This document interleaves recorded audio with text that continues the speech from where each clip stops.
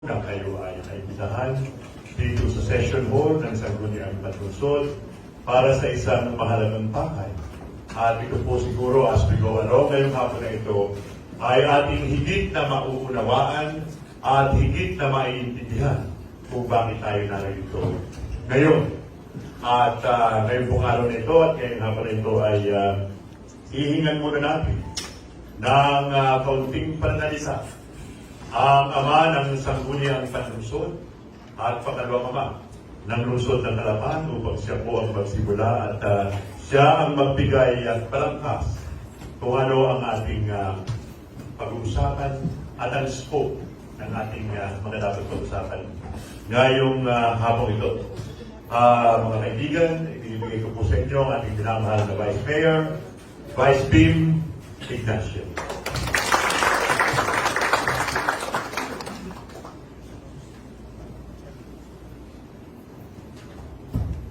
Hello po at magandang hapon po sa inyo lahat. Unang-una po, gusto kong magpasalamat sa pagpunta ninyo para makinig sa inyong Sangguniang Panlungsod. Salamat po sa mga sektor na dumating dito. Kayo po hindi po lahat ng sektor ay naibilan namin. Yun lang pong sektor na may nabago sa budget, no? Yun lang pong pinaibilan namin. Maliban po doon, dahil wala namang movement yung kanilang sektor ay hindi na po namin pinaibilan. Maraming salamat siyempre sa ating mga kapitan na nandito, no?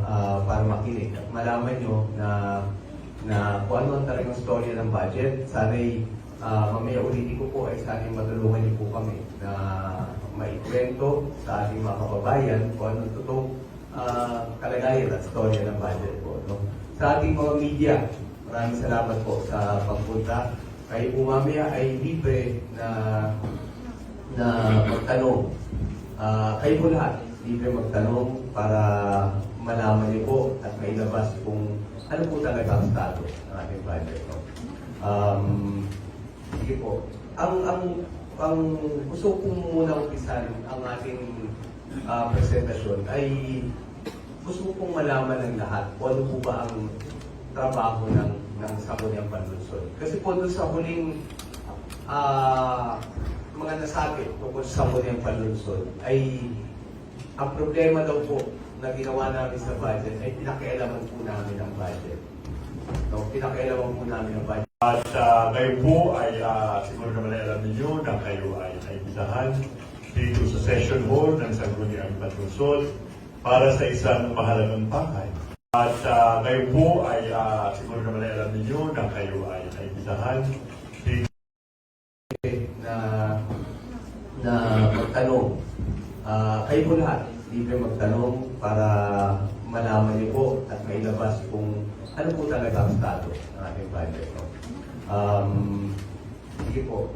Ang gusto kong muna umpisan ang ating presentasyon ay gusto kong malaman ng lahat kung ano po ba ang trabaho ng Sangguniang Panlungsod. Kasi po doon sa huling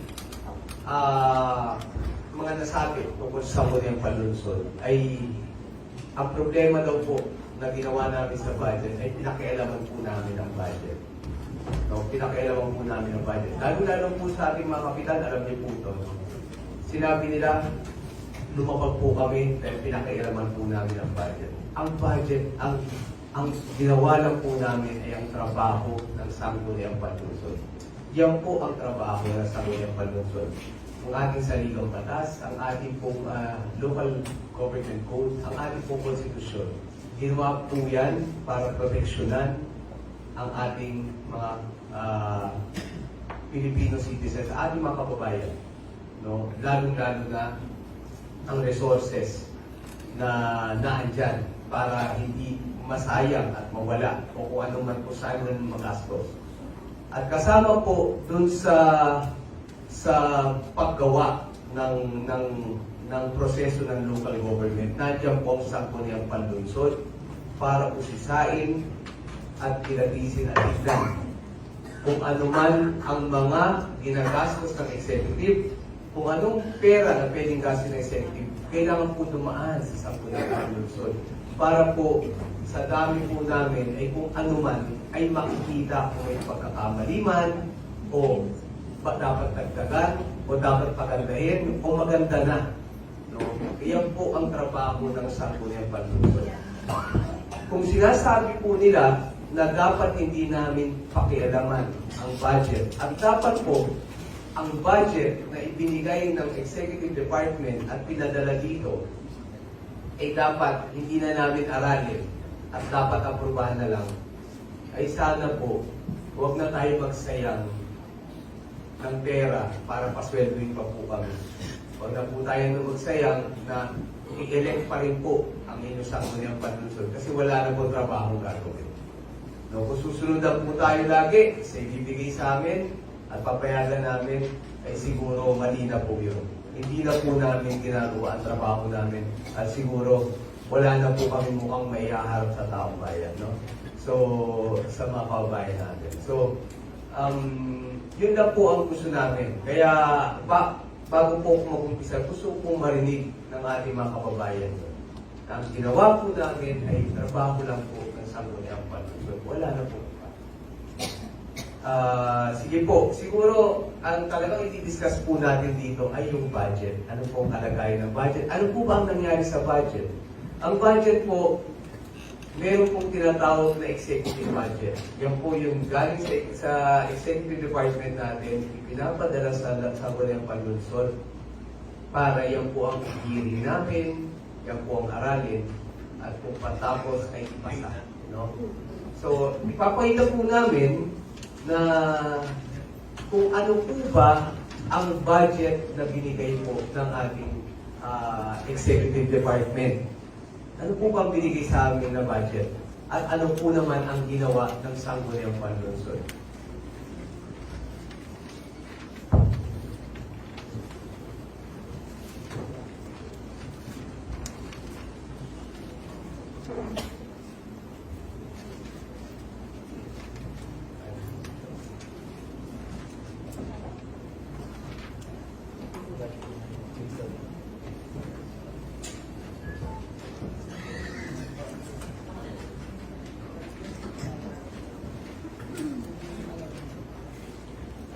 Okay. Ang lagi po nilang sinasabi doon sa veto message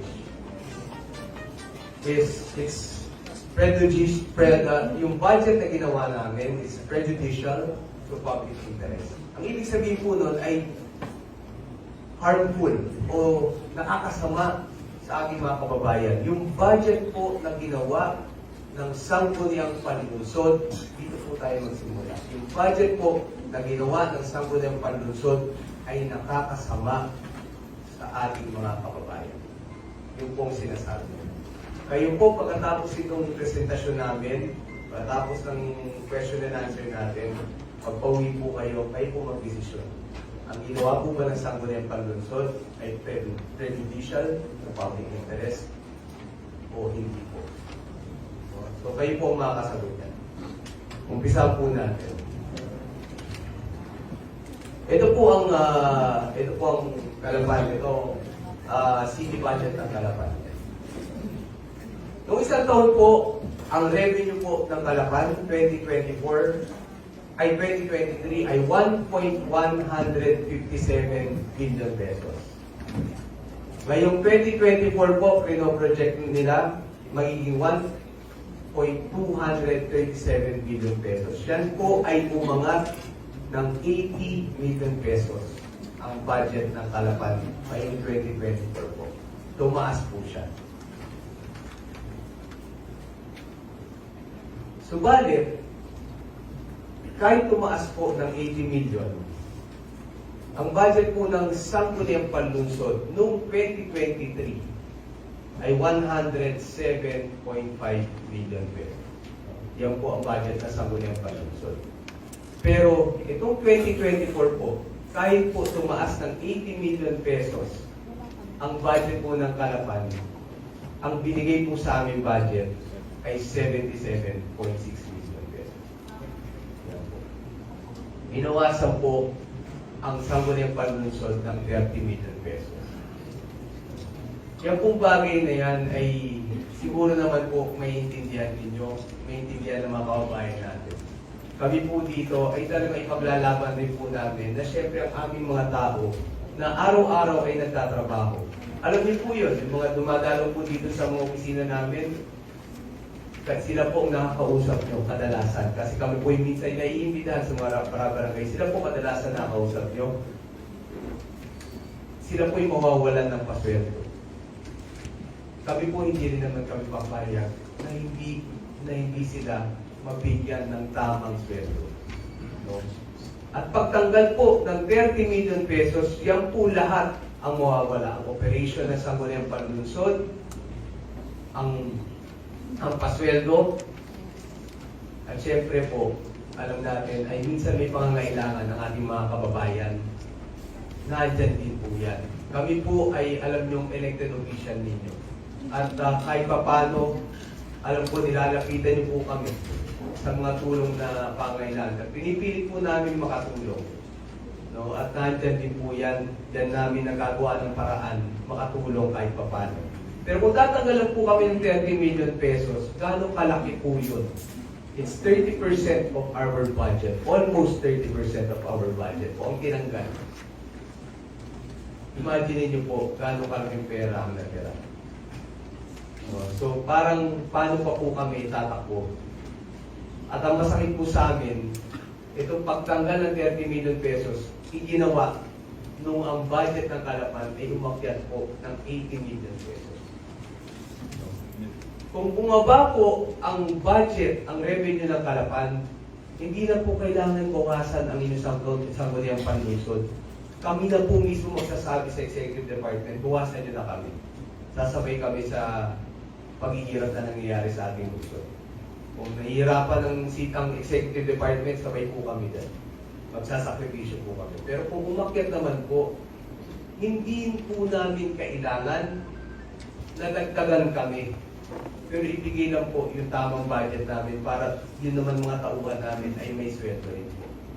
Kaya po itong taon, ang pinupus po namin, ibinalik po namin sa 105 million. Hindi pa nga ho kapantay nung 2023 budget namin. Ang 2023 na budget namin ay 107.5. Ito po, dahil alam namin may ibang pera na pangangailangan sa ibang sektor, kami po sinabi namin, sige, 105 million na lang po ang mapunta sa amin. Magkakaltas na lang po kami sa ibang gastos namin. No? So tatandaan niyo po, hindi po kami nagtaas ng budget. Yung sinasabi po nilang kinuha namin pera para ilagay lahat sa SP, hindi po ganun ang storya. May kinuha po kami pera at inilagay po namin, ibinalik lang po namin ang budget namin. Pero hindi pa po kapantay ng budget kung nakaraang taon. So yun po ang storya doon sa budget ng Sangguniang Panlunsod. Okay. Ito naman pong susunod. No? So yun po ang pinuntahan ng Sangguniang Panlunsod. Ito naman po yung mga susunod na sinasabi namin ng mga sektor na nilagyan po namin ng budget. No? Ito naman po. Alam niyo po, unang-una ang senior citizens. Tayo po ay nagpasa ng ordinansa at alam niyo po yun. Ang pinasa po namin ordinansa, balikan ko po. Ang pinasa po ng Executive Department, no?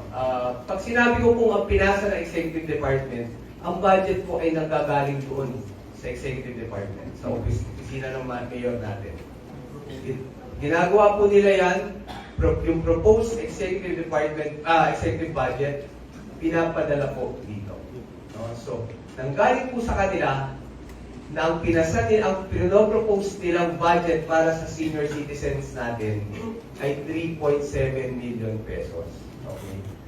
Ang inyong pong Sangguniang Panlunsod nung isang taon at kasama po ang ating mayora, no, tayo po ay may programa na gusto natin mabigyan ng pensyon ang mga senior citizens na hindi nakakatanggap sa nasyonal na gobyerno.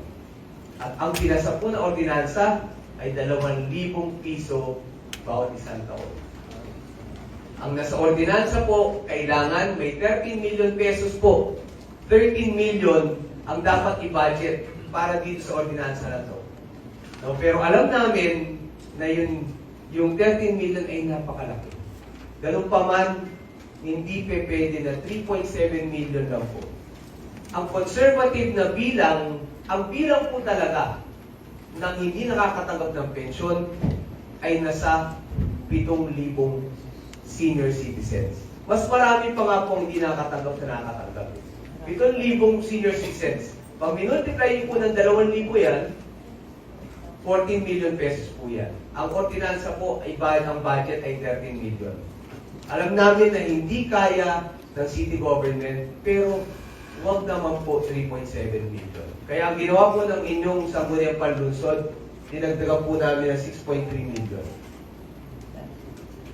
Dinagdagan po na 6.3. Kaya po ang naging budget ng senior citizens ngayon na pinasa ng Sangguniang Panlunsod ay 10 million. Yan na po pinasa namin. So, para sa inyo ba, yan po ba ay prejudicial to public interest? Or nakakasama po ba sa taong bayan, sa ating mga kababayan natin? Yun po ang tanong natin. Pangalawa po, para sa ating mga solo parents, no? Maganda na dito po kayo. Alam niyo po ang solo parents natin, pinag-uusapan natin yan, no? na mabuti po sa nasyonal ay nagpasa na makapagbigay ng ayuda. Ang RA number 11861, an act providing for benefits and privileges to solo parents and their children, no? Appropriating funds thereof and for other purposes. Yan po ang sinasabi dyan, ay bigyan po ang solo parents ng 1,000 kada buwan.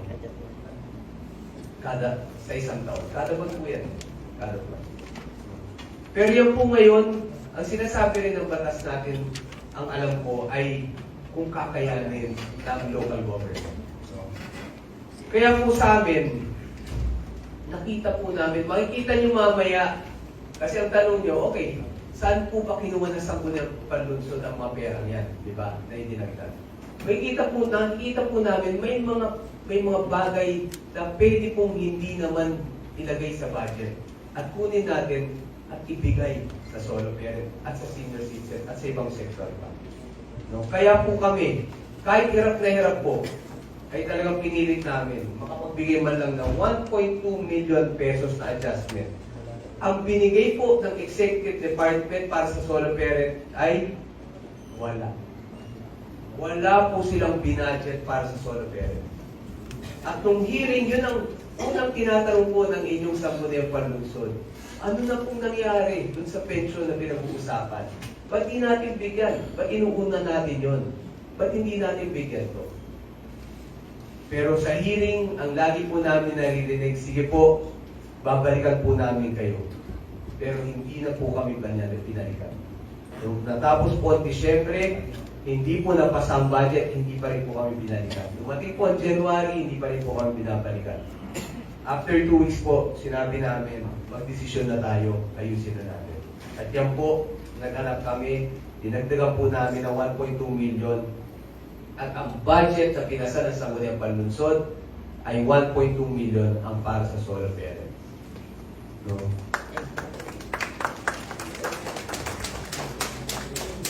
So, ang katanungan ulit po, yan po ba yung prejudicial to public interest? O ulitin ko po, yan po ba makakasama sa ating mga kababayan? Okay.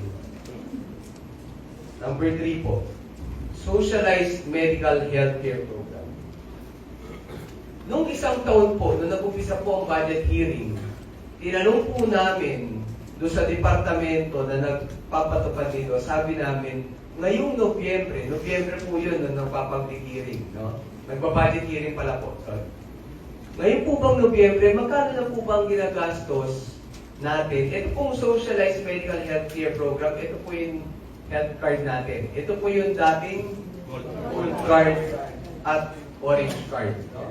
Yung po yun. No? Noong November, ang sinabi po sa amin na nagagastos na po ay 26.53 million pesos. As of November, 26.53 million pesos. Yung pong sinabit na ginagastos na. Pero alam niyo po kung magkano ang sinabit ng executive, pinupos sa executive department na budget ng health card natin para ngayong taon na to? 20.9 million. Mas mababa pa po dun sa actual nung November. Eh, meron pong isang kalahating buwan nun. So siguro itong 26.53 million, umabot po ng mga 28 million po, o 29 million. Nagtapos ang taon, siguro po nasa 28 million na nagastos. Pero bakit po ang ating executive department, ang pinopropose ay 20 million lang? Pagkatapos po, i-decline ang mga nangangailangan magpa-check up, ang nangangailangan ng tulong sa ospital. Yung po ba ang magagawa? So hindi po namin, kami po ang inyong sanggunian, hindi po kami tumigil doon. Dahil doon pa lang po sa numero na yun, alam namin na dapat dagdagan namin ang budget. Kaya po dinagdagan namin ng 6 na milyon pa. Para maging 27 million ang budget ng health card natin. Para kung kayo may pangailangan, magpa-check up, o tulong sa pangpagamot, nandyan po ang health card dito. Yan po yung napakagandang programa na sinimulan doon pa. Pero sana po, imbis na pababa, dapat pataas po yan. Kasi po, pataas ang budget, ang revenue ng city natin. No? Yun po ang story dyan. Ulitin ko po, yung pagdagdag po ba namin ng 6 na milyon, nakakasama po ba yun sa kababayan natin? Ang ordinansa po ng health card ay kailangan po ang budget ay 30 million pesos. Bagamat 3 million po doon ay gagastusin para sa operations, yung mga nagpapatakbo po, mga office supplies, kung ano-ano pa. 27 million dapat po, nag-uumpisa ang taon, dapat may 27 million na ilagay dyan. At kung may kakulangan, isupplemental. Kaya po ang inyong sangguniang panunsod ay hindi pumayag. Muli, itinanong namin to, sinabi sa amin, babalikan kami. Hindi na po kami binalikan. Kaya yan po, nag-desisyon kami, dagdagan ng 6 na milyon.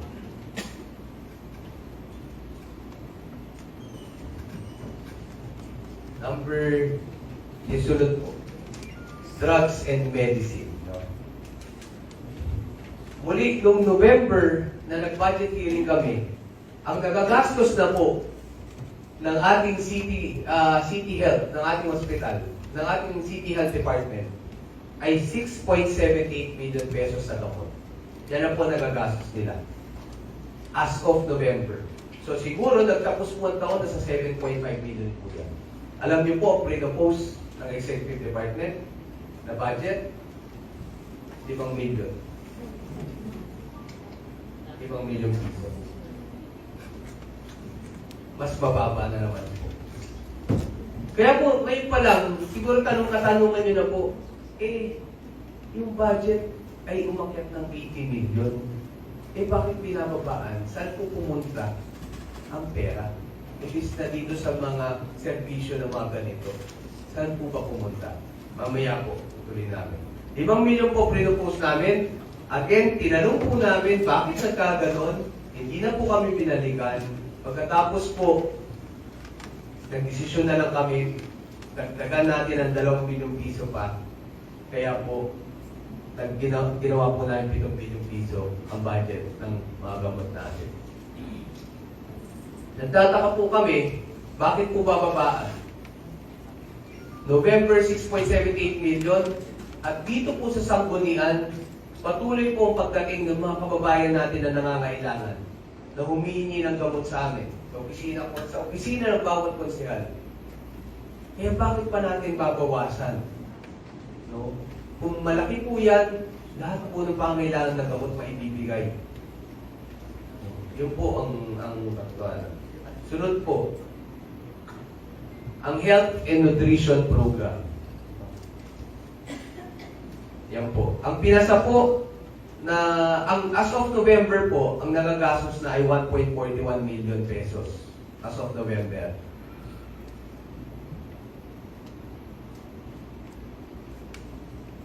Ang pinopose na budget ng executive ay 1.6 million pesos.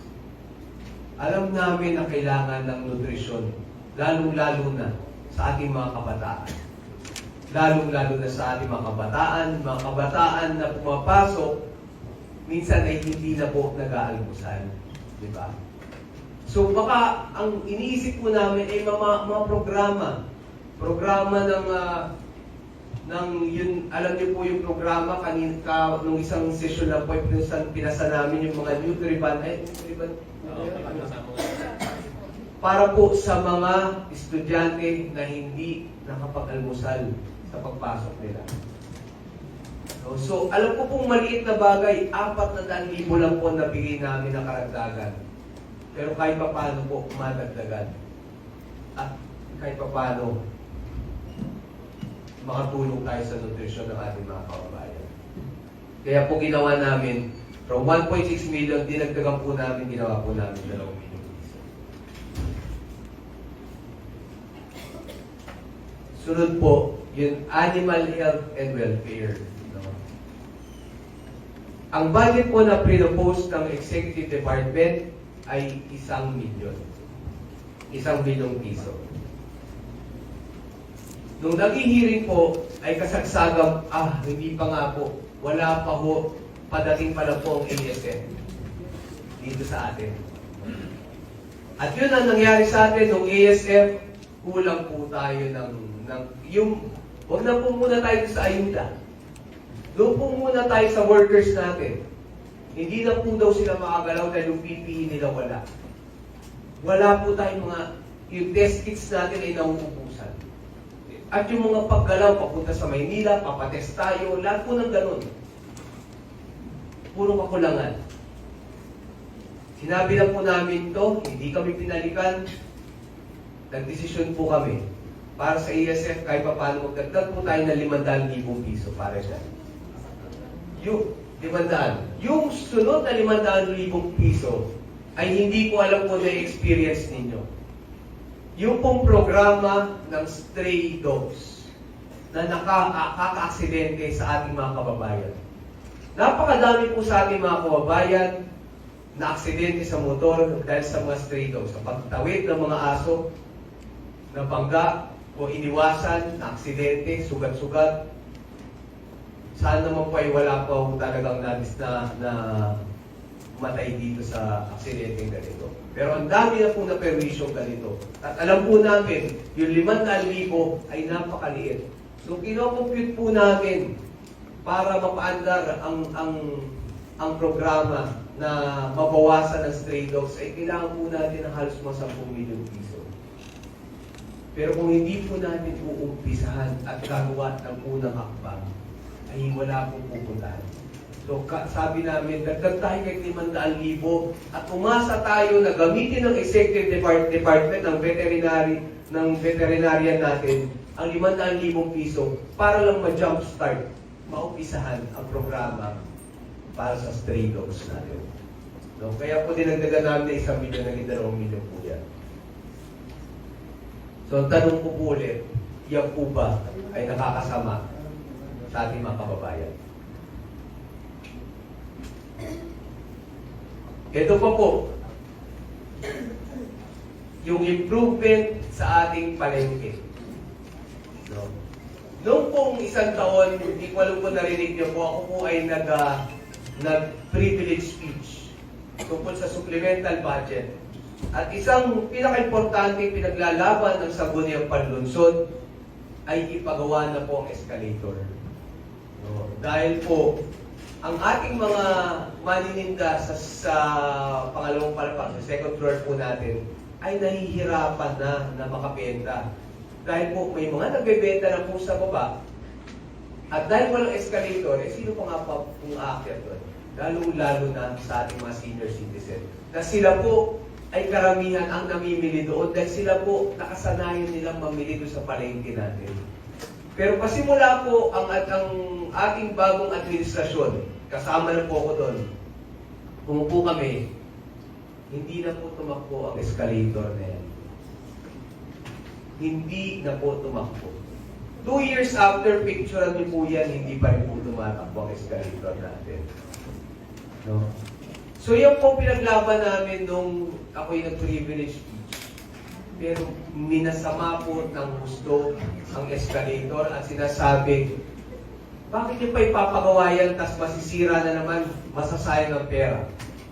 Ang sinabi nila, meron na kaming plano dyan, patanggal ng escalator, ipapagawa ang hagdan, papagawa ang rampa para sa mga PWD at senior citizen, gagawin natin po.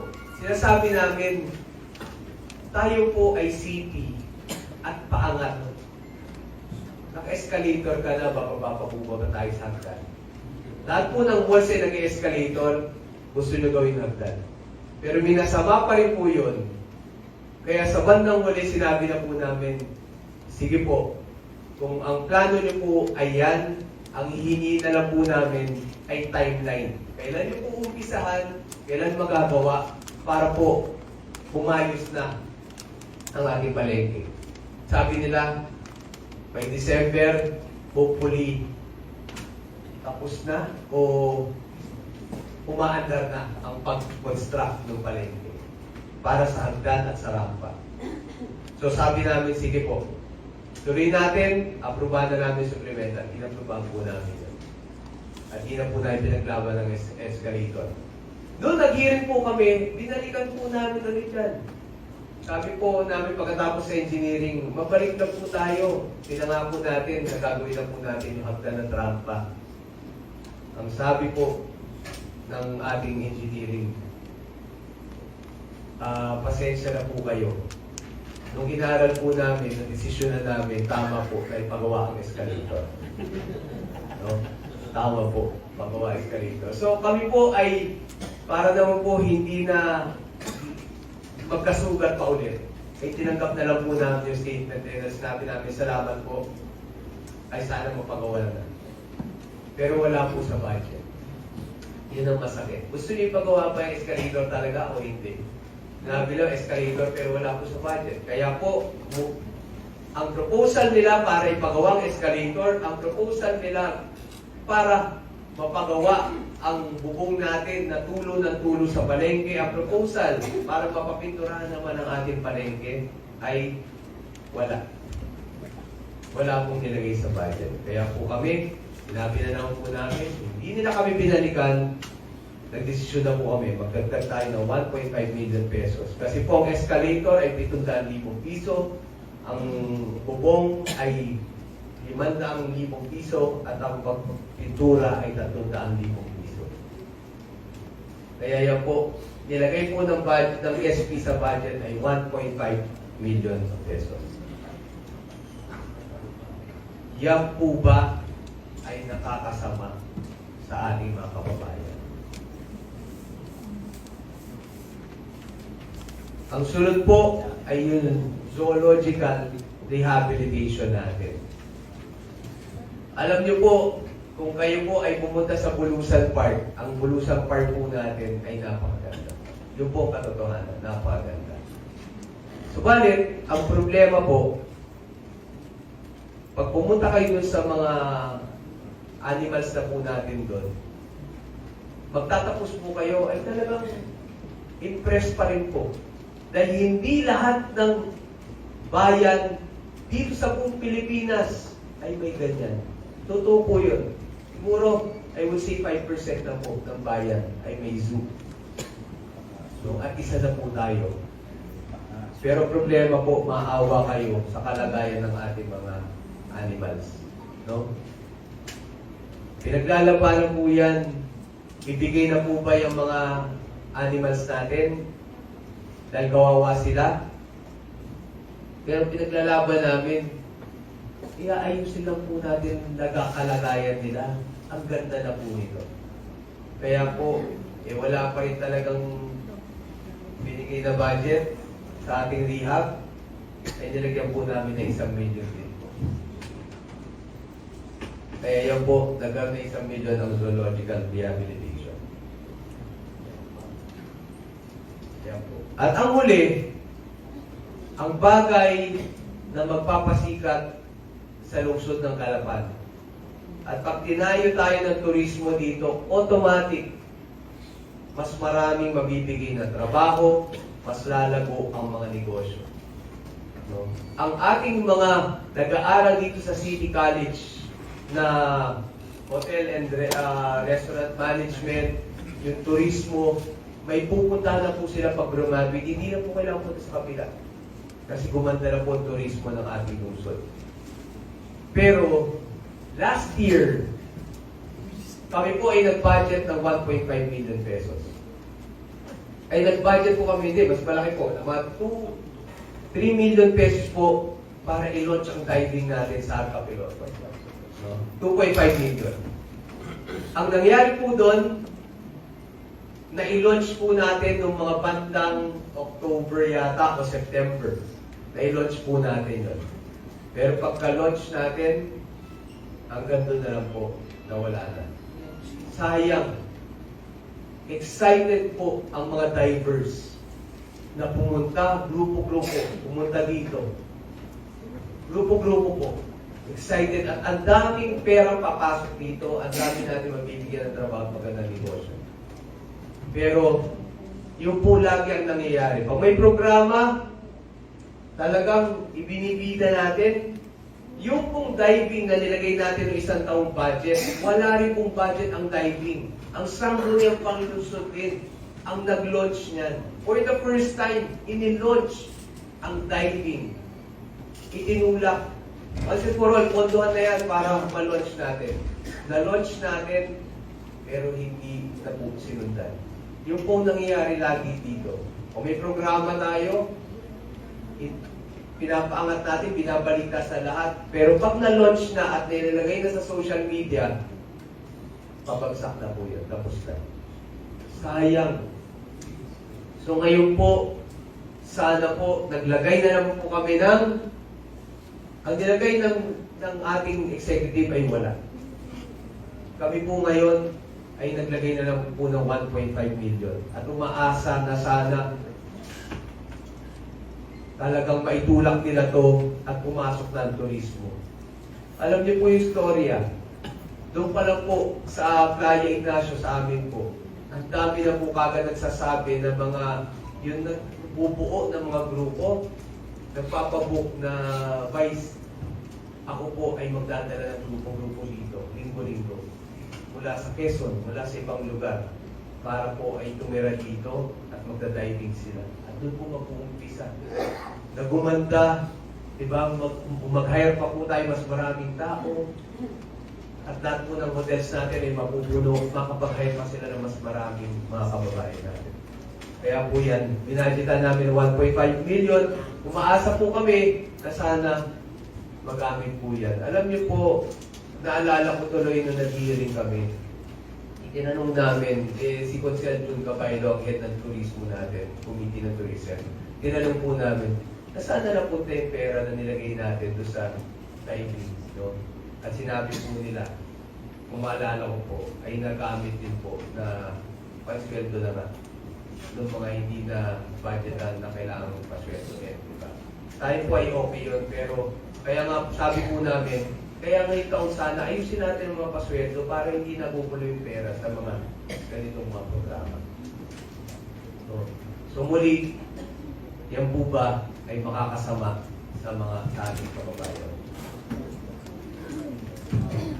At bibilisan ko na po, marami pa po.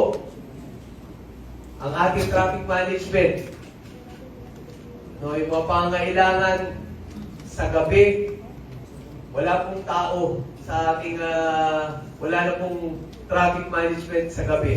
At yan po nangyayari minsan mga aksidente, mga hindi kanais-nais. Ang pinopose mo na executive department ay wala.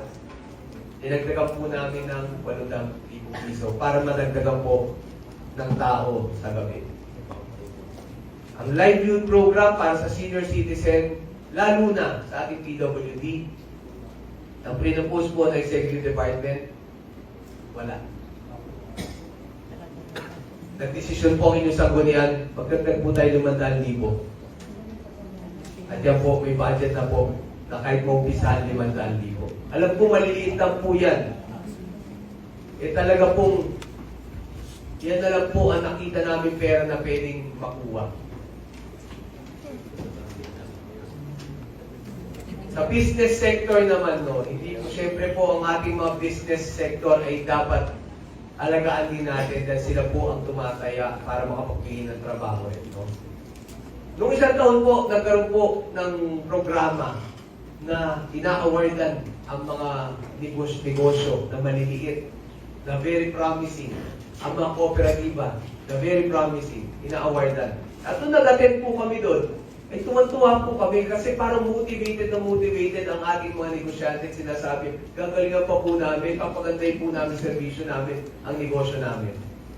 No? Aalagaan pa po namin yung mga tao namin. Kasi may isang klasifikasyon doon ay kung paano rin po mag-alaga ng kailang mga empleyado. No? Gagawin po namin. Napakagandang programa. Pero itong taon na po to, ang binadget po ng Executive Department para sa programa na yun ay wala. Kaya po, sabi namin, maglagay po ulit tayo ng 500,000 para sana umaasa kami ibalik yung programa ngayon para ganahan po ang ating mga negosyante, lalo na yung maliliit na negosyante. Sa library po natin, ang library po natin, ang pre-post po, ay, ang nung isang taon, ang budget ng library natin ay 250,000. Nung isang taon po, ang library po natin ay naging award-winning sa buong Pilipinas. Pero ang budget pa rin na pre-post ng Executive Department ngayong taon, yan pa rin po. Hindi nagbago. 250,000. Sabi namin, may programang maganda. Merong humahawak ng library natin na napakagaling. Ba't hindi dagdagan? Para mas bumanda pa. Mas may kalat pa. Kasi may ibang barangay pa po na hindi na ikakalat ang library natin. Kaya nagdagdag po kami 300,000. Ang co-op po natin, sa ating co-op, binadgetan po ng Executive Department 900,000. Pero tinignan po namin, may ordinansa po ang Sangguniang Panlunsod na doon sa Cooperatives Day or Week, ay doon po may papakita, kumbaga ma-showcase ang ating mga kooperatiba, yung galing na nagawa nila doon sa taon na yun. Pero hindi po nilagyan ng budget ng Executive Department. Alam niyo po ang ordinansa, pumipirma din po ang mayora dyan. At tinanggap po niya itong ordinansa na ito, pero hindi niya binadgetan. Kaya po nilagdagan namin na 500,000 dahil yung po nasa ordinansa. At 1.4 na po ang budget ng co-op natin. Kaya kung nandito po ang head ng co-op sector, ay, Sir Dennis, no? Dapat po, doon sa ipinasa nating budget, ay meron pong pondo ang ating co-op week. No? At doon po may showcase ang kagalingan ng ating mga cooperative. Ganun po, syempre sa agri, sa tingin namin, kulang pa rin. Dinadagdag po na 5 milyon, dinagdagan po namin ng 1 milyon, at ngayon po ay 6 milyon na po. Ang katanungan ulit ay, yan po ba'y nakakasama sa taong bayan? Okay po. So yun lang po ang ginawa naming pagbabago sa budget. Nakakasama po ba sa taong bayan? Ito susunod po, medyo bibilisan ko na po, no? Saan naman po nang galing itong binigay namin sa iba't ibang sektor? At inilagay namin din ang iba sa SP. Saan po nang galing to? Okay, unang-una po. Ang City Mayor's Office, ang travel expenses ng ating City Mayor, As of November po last year, ang ginagastos na po ng ating city mayor ay 1.3 million sa biyahe. No? As of November po last year. Alam niyo po, ang pinopose ngayong taon para sa taon na to, para sa biyahe ng ating city mayor. No? Sa amin po, ayaw po namin pakialaman sa ganyang bagay ang ating executive. Kung kinakailangan niya talaga yan at kailangan makakuha ng pondo, yun sinasabi nila, ayos lang po. Ang pinopose po nila ay 3 million. That's 131% increase dun sa nagagastos na nila last year as of November. Ginawa po lang 3 million. Sabi namin, pwede naman natin bawasan. Kasi kung yung 1.3 million na November, in December, July pa, lagay na natin 2 million ang nagastos. Eh bakit naman 3 million? Bawasan natin ang 1 million. Anyway, sabi namin, ayaw namin pakialaman yun. Yung kakulangan po nun, yung kakulangan, pwede naman po isuplementan sa bandang Oktubre kung may kakulangan po at kailangan pa po ng mayora natin. Pero bago po yun, bawasan po muna natin. 1 million, ilagay muna natin sa solo parent. Di ba? Yun po ang ginawa namin. Doon po namin nakuha. Kaya po, ang natirang budget sa biyahe ng ating mayor's office ay 2 milyong piso pa rin po. Which is, malaki pa rin po, 54% increase. Ano pa po? Yung pong representation po ng opisina. Ang representation po ay yung mga gastusin po doon. Nasa opisina, mga pakain, mga iba't iba po. Yan po kung ano pong pangailangan ng opisina ng ating mayor. As of November po last year, nagagastos na po, as of November po 619,000. As of November. Last year. Ang pinupose po nila for 2024 ay 4 na milyon. 4 na milyon po. So muli, ang inyong sangguniang palunsod ay hindi para makialam sa inyong takbo ng ating executive. Dahil baka may kailangan siyang ganyan. Ang sinabi lang po namin ay noong November nga po, 600 pa lang ang nagagastos ninyo. Diba? 600 pa lang. Eh di, kung kulang po yun, eh di, mag-supplementa na lang po tayo sa buwan ng October. Diba? So yung 4 na milyon po, minarapat namin bawasan na lang po ng 2 milyon. 2 milyon. 2 milyon pa rin po ang matitira niyang representasyon. Pero yung 2 milyon na binawas namin, ay karagdagan na po na pangailangan na senior citizen.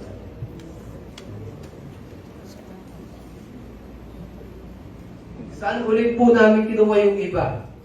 Meron po silang sinasabing Green City Program. Na ang nilagay nila ay 5 milyon para sa e-tricycle. No? Sabi namin, una-una, magkano ba ang isang e-bike, e-tricycle, di ba? Pag-una po. Pangalawa, yan po ay pinagkakaguluhan ngayon sa Maynila dahil sa dami naging aksidente. So sabi namin, sige po, baka pwedeng sumubok muna tayo ng 1 o 2 unit, di ba? Bawasan po muna ulit ng 2 milyon. 3 milyon pa rin po na rin natin sa programang yun. Yung 2 milyon, ilagay muna natin sa ating mga gamot.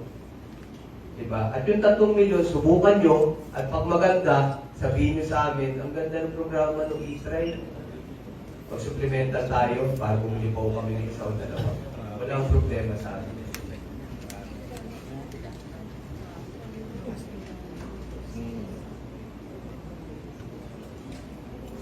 Ito pa po, at lagi nila sinasabi may dinabag po kami sa paggawa. Ito pong isa. Doon po, marami sa inyo alam po, meron po kami tinatawag na rata. yung representation allowance at transportation allowance. No? Hindi ko po alam sa barangay kung may rata rin po.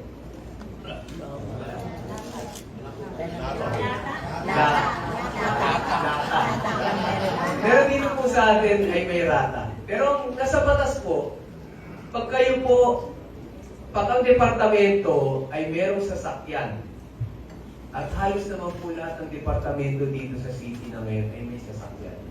Pag meron pong sasakyan, dapat po ang departamento ay wala na po ng transportation allowance. Wala na po nung tanggal na po yun. Illegal na po yun. No? Pero nung lumabas po ang budget, ay halos lahat po ng departamento ay merong parinta.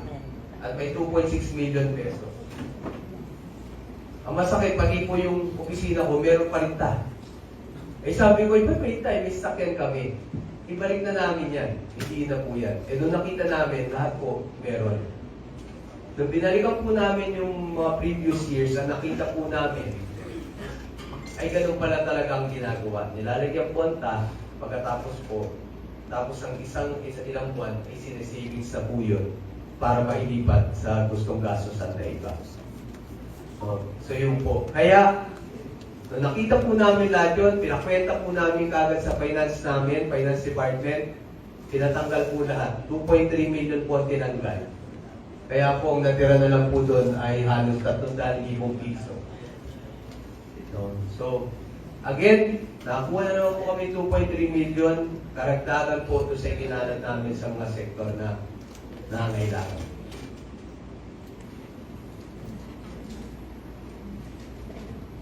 Yun po. At ito po yung iba. Ang unang-una po, yung iba pong pinanggalingan pa ho ng proyekto, no? Ito yung napakahalaga. Okay? Kasi po, ayan yung pong tumayo ko, no? Para maituro. Ay, radyo. Kasi po, ang ating ang naririnig po namin, pag pumupunta po doon at tinatanong ang mga proyekto, ang sinasabi po, wala na pong proyekto, wala po yung proyekto nyo. Yan. Wala po yung proyekto nyo dahil tinanggal po ng sangguniang panlungsod. Lalo na sa mga barangay natin. No? Ito po ang katotohanan. Wala po kaming ni isang proyekto. Sa lahat po, nung nakuha namin na hanap po namin na pera at ikinala sa iba't ibang sektor, wala po kaming ni isang proyekto sa barangay na ginalaw. Wala po.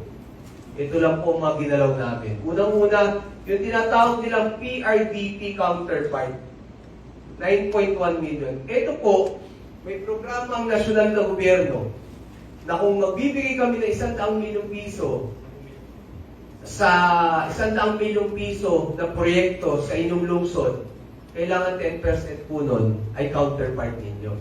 So 90 million lang po bibigay ng nasyonal, 10 million sagot ng local government. Pero noong 2023 po, meron na po niyan.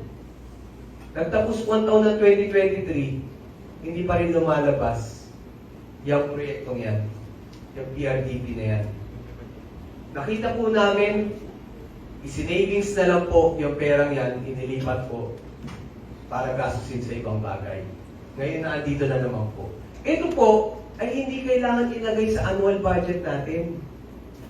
Yan po ay may proseso pagpadating na po yung proyekto na yan.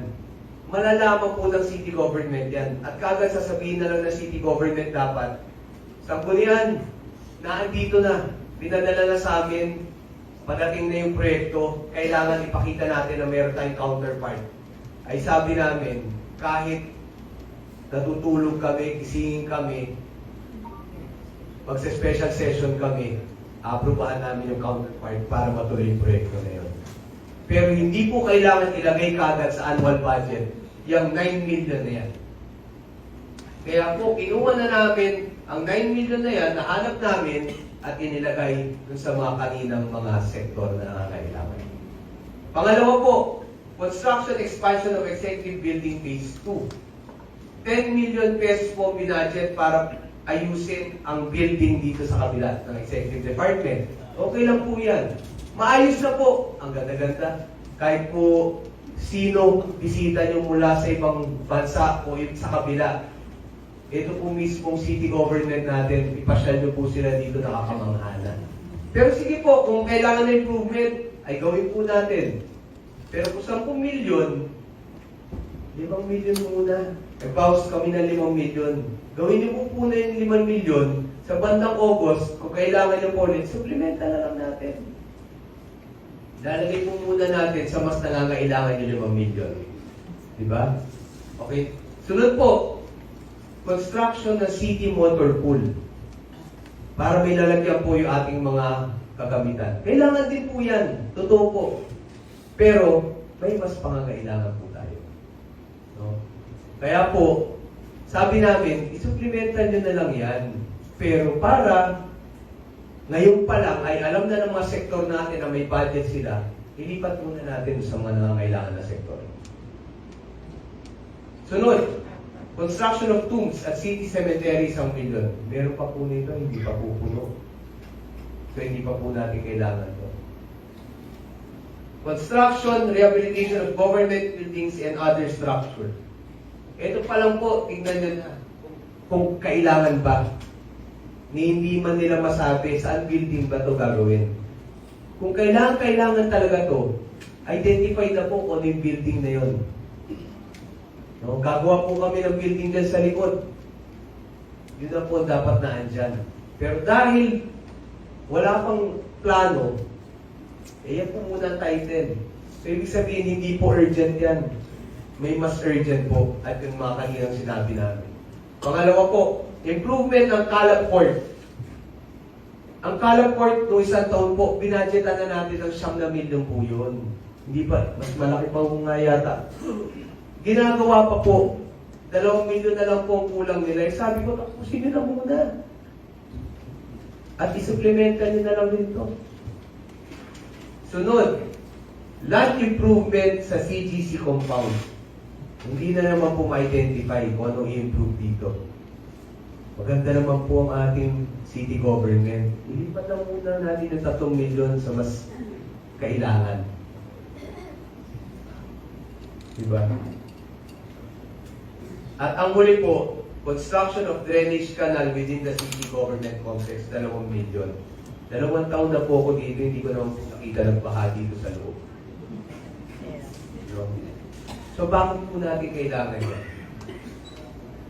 Yan po ay total 29 million pesos po. Kasama po nung kanina na nakuha namin sa opisina ng ating mayor. At yung po kanina, yan po ang mga kinuha namin. Ito pa po, site development, yung parking area ng ating convention center. No? Napakaganda po ng ating convention center. Hindi po lahat ng city may ganun. Totoo po na maganda rin pagandahin ng site ang parking area at site development. Bato-bato di ba? Pupunta po tayo, bato-bato, di ba?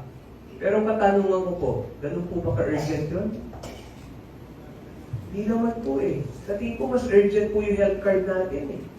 Yung gamot po, yun sa tingin ng sanggunian eh. Kunin po muna natin yung 6 na milyon. Lagay natin doon sa health card. Anyway, may 3.9. Marami na po magagawa kagad yan. Ano pa po? Acquisition of lot for land banking. 25 million pesos. Napakalaki po. Pero napakahalaga rin po niyan na magkaroon po tayo. Meron na po bang lupa na bibili? Wala pa naman identified eh. O bawasan muna natin ang 10 milyon. Kunin po muna natin ang 10 milyon. Meron ka pang 10 milyon pambili ng lupa. Yung 10 milyon, lipat muna natin sa ibang item natin ang pangangailangan. At pag kailangan nung lupa na mas malaki sa 15 milyon, may 15 milyon pa pwede kasi para sa lupa at mas malaki, isupplementan na lang po. Aprobahan naman namin. Ayun po, ang pinanggalingan. Kaya po ang tanong, may kinuha po ba kami para sa development para sa development program at development projects ng barangay? Wala po. Kaya kung may mga barangay tayo nalalapit at magsasabi at itatanong sa kanila, kasi yung lumapit po sa aking barangay, ang sabi daw po sa kanila ay tinanggal daw po ng Sangguniang Panlunsod ang project nila. Ang ginawa ko po, pinakuha ko yung proposal ng Executive Department. Sabi ko, Kap, ito, yung proposal ng Executive Department. Sa una pa lang, wala na po yung proyekto nyo dyan. So paano po tatanggalin namin? Eh sila pa lang po, kinatay na po yung proyekto nyo. Wala na po. Diba? Ibibigay po namin sa, ayan, meron po ang ating mga, kayo po. Ito po lang ang pre-propose na project ng ating Executive Department. At lahat po yan ay inaprubahan po namin lahat yan. Kung wala po ang inyong barangay dyan, ay hindi po talaga kayo kasali. Sadyang wala. Ay, walang tawagan. Pero yan po ang katotohanan. Kung wala po kayo dyan, wala po talaga kayo sa umpisa pa lang. Yan eh. So, yun po ang pangyayari. Yun po ang pangyayari. Ang masakit po dito sa amin, ang pinagkakaguluhan po ngayon, ang sinasabi po ng Executive Department, hanggang ngayon nasa radyo nagsasalita sila sa mali namin ginawa. Dalawa na lang po ito. Yung budget po, in-override na po ng inyong Sangguniang Panlunsod. Ibig sabihin po, pag in-override, ay yun na po ang budget talaga. Meron na dapat po tayong budget. Maliban na lang kung dalhin ng Executive Department ng ating Mayora sa Supreme Court ang laban. Pag dinala na po niya dyan sa Supreme Court, ay talagang wala na po tayong budget. Babalik po tayo sa re-enacted budget.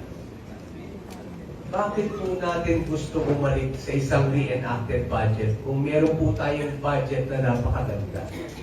Bakit niyo po ibabalik sa re-enacted? Bakit gusto natin maghirap ang ating lungsod? Eh meron na po tayong budget na maganda. Diba? Pangalawa po, hindi po namin alam bakit kailangan pa silang, hindi pa nila tanggapin yung buong budget na ginawa natin. Ay nakikita nyo naman po, ay magandang ginawa natin. Alam niyo po ba ang pinaglalabanan natin ay 51 million pesos? Alam niyo po, kanina sinabi namin ang budget natin ay 1.256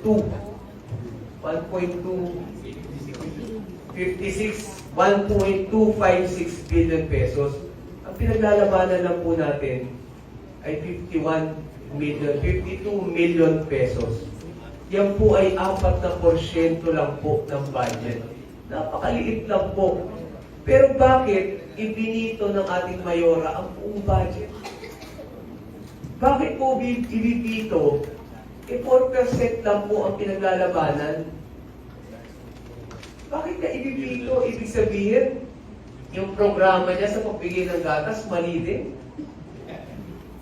Ibig sabihin, lahat ng programa ay mali. Other than the 4% na ginalaw namin, mali. Ba't na lang niya binito yung 4% at pinaandar na niya lahat?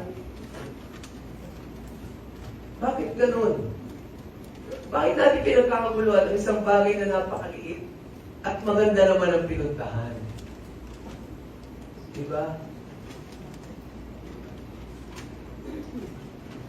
Yun po.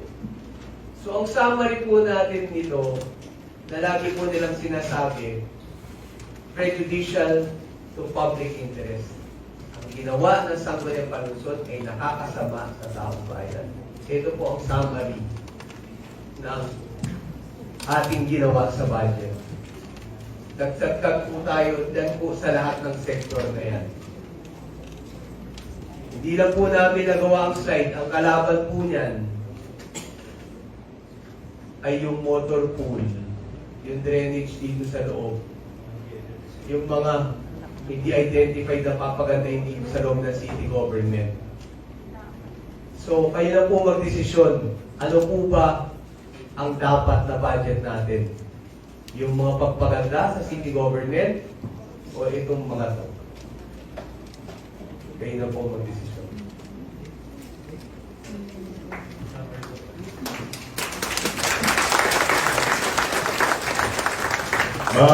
Maraming salamat po, Vice Dean, sa inyong paliwanag at mas higit na mahalaga ay makatotohanang paliwanag tungkol sa ating pinag-uusapang budget.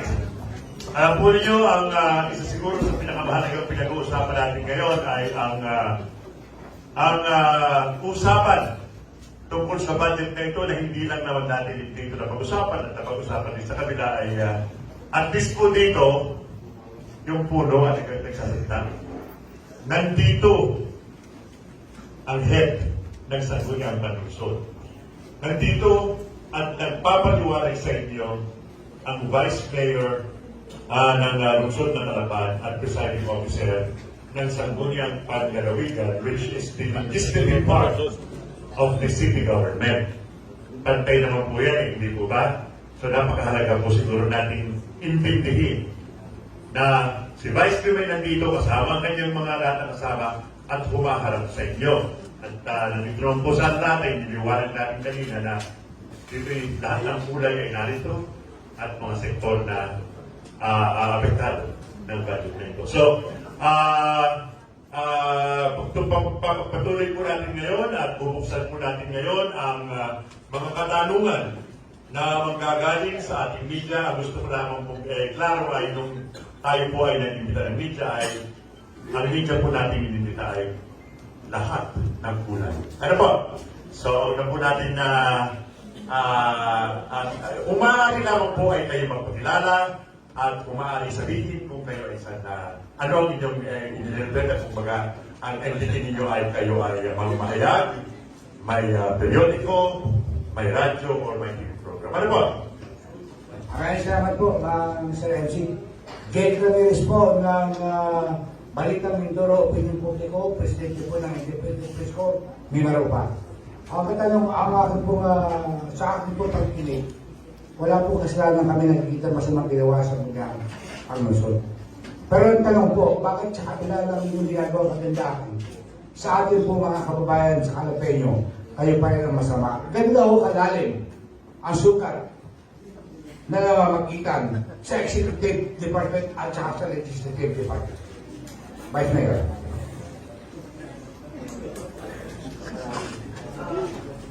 Yeah, kami po ay, ang inyong Sangguniang Panlungsod po ay nagkakaisa at handa po sumagot ang lahat dahil ito po ay puro katotohanan lang po.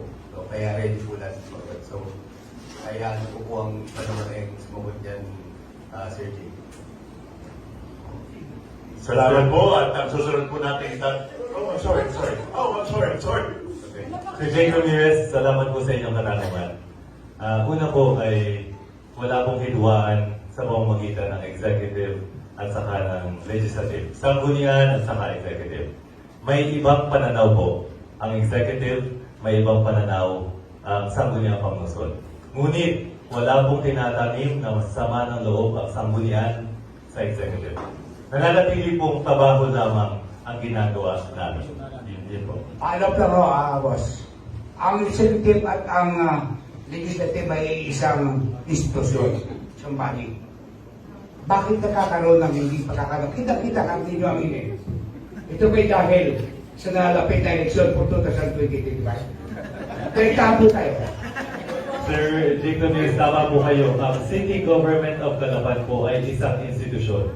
Ngunit may madami pong sangay. Isa pong sangay ang executive, taga-implement. Ang legislative po, tagapagawa ng batas, at saka po tagapag-review ng budget at iba pa. Sa ilalim po ng pamilyang City Government of Calapan, dalawa pong sangayan. Kami po ang tinatawag na check and balance. Kumbaga, may tatay, may nanay. Hindi po pwedeng lahat sundin lamang ang isang bahagi. Si nanay, nag-suggest ng budget. Si tatay, ang sabi, naku, hindi po masyadong importante itong mga ibang bahagi. Pwede ba? Doon muna natin ilagay. Yan po ang pinag-uusapan natin ngayon.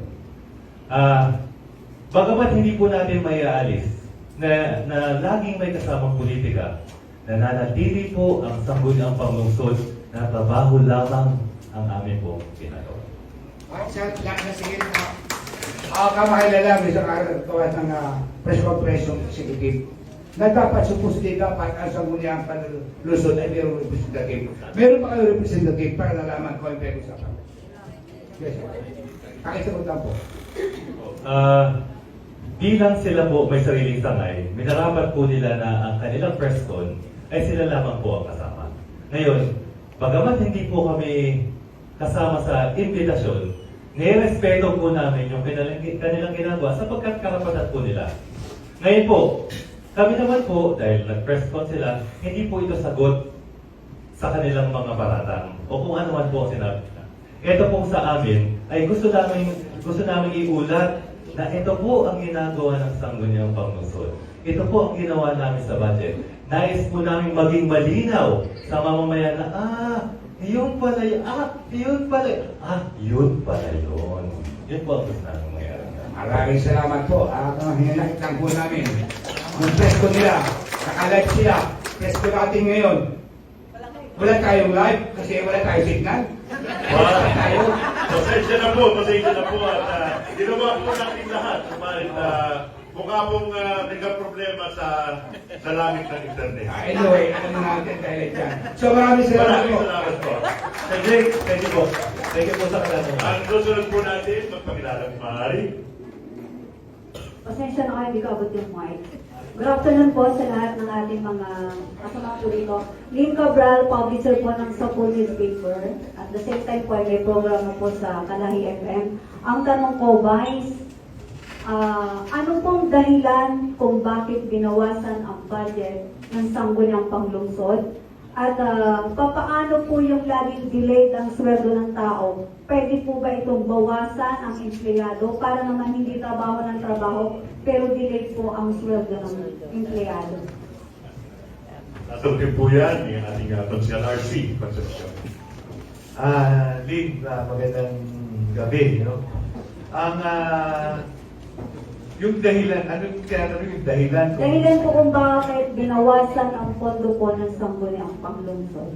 Nasa kanila yun, no? Sila nagbawas, hindi naman Opo, kami, opo. no? Kung Pero bakit kung ating titignan, yung pagkaltas ng 20 plus million,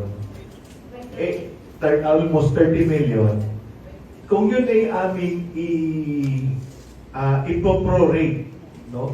From 107 to 77, lalabas nun, ang pagpalagay na natin na ang budget ng bawat konsihan nung nakaraang taon ay 3 million yun, no? 3 million. Ginawa lang, kung bibigyan kami ng 77, yung magiging budget ng bawat konsihan is 1.5 million for the whole year. Sa isang taon, ang sweldo ng mga empleyado ng isang konsihan ay 2.7 million a year. Sweldo yun, 1.7 million a year. Ng mga empleyado, 1 million, di ba? 1 million. Wala pa dito ang office supplies ng office ng isang konsihan. Wala ang maintenance ng office ng bawat konsihan, ng isang konsihan, ano? At wala pa rito ang fuel ng isang konsihan. Kaya, bagamat ibinalik lang namin yung minimum cost to operate ng isang opisina. Hindi pa namin isinama dito yung grants and donations na nandun nasa nasa executive department na naka-allocate per councilor. Wala na kami nun ngayon. Ang sa amin lang talaga, ang budget namin ngayon is 2.7 per councilor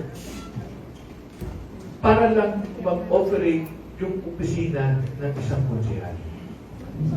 Ito ay wala na ang yung mga lumalapit sa amin ng mga humihingi ng tulong, resolution ng bawat barangay na humihingi sa amin na naka-allocate yun sa kabila, no, sa executive. Kasi bawal sa na meron kaming grants and donations, no, na sa amin mismo naka-charge, na sa amin mismo.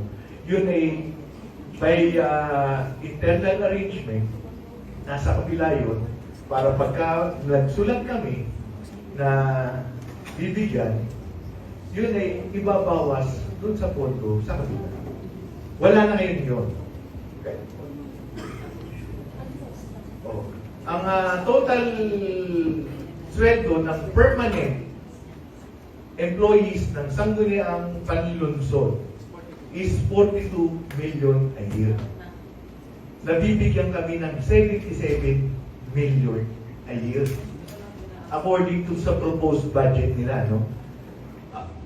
Yung minus mo yung 42, ano matitira? Paano 35 million doon mo kukunin ang fuel ng lahat ng councilors and the vice mayor? Doon mo kukunin yung cost ng office supplies ng sanggunian, no? Doon mo rin kukunin ang repairs ng opisina, no? Ng sasakyan ng sanggunian. So, tingin ko naman, it is a fair and yung karapat-dapat lang, tama lang, hindi sobra sapagkat yun lang talaga ang tipid pa nga yung aming yung kulang pa yun ng 200,000 piso per councilor sa isang taon. Hindi yung tanong mo kung bakit nabawasan kami, Binawasan kayo. hindi namin pwedeng sagutin yun. Sapagkat hindi kami nagbawas doon, propose nila ng executive yung pagbaba ng pondo. Let me just interject one thing, okay? Kung maaari lang po ang pakiusap ay kung maaari para mabigyan ng pagkakataon ng lahat at ang nakararami makapagtanong ay let's limit our questions to 1 or 2. Okay? Pwede naman po kumulit pa din mamaya. Last na to. Konsihal kung nagkakaroon po ng problema sa gas allocation po ng mga bawat councilor, so papaano po ang gagawing paraan ng mga konsihales para matugunan ang pangangailangan ng bawat barangay ninyo? Kaya nga, ginawa namin na 97 point something yung itinaas namin ng 20, ibinalik namin yung dati, pero mas mababa ng 2 milyon nung nakarang taon. No? Hindi namin dinagdagan ang budget namin from last year. Hindi namin pinantay from last year. Ang ginawa namin budget ay mas mababa kaysa ng isang taon. And kami na ang bahalang magtipid dahil para na may magamit naman ang city. Maraming salamat po, King. At ang susunod po magtatanong, si Mr. Ray Handusay. Good evening po sa inyo lahat. Ray Handusay po, Black Timer, LIFM and ARFM. I noticed kanina sa PowerPoint presentation ni Vice Mayor ay pumapabor sa city government yung lahat ng budget adjustment.